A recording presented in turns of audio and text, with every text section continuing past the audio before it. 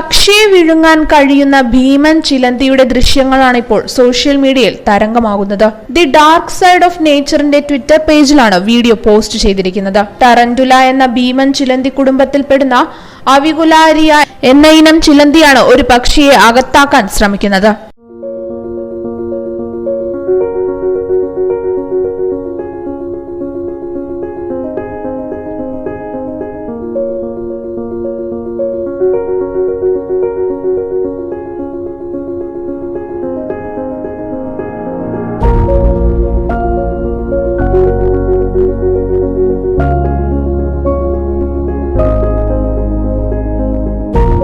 ഇവയ്ക്ക് നിറയെ മൃദുവായ രോമങ്ങളും നീളത്തിലുള്ള കാലുകളുമാണ് ഉള്ളത്.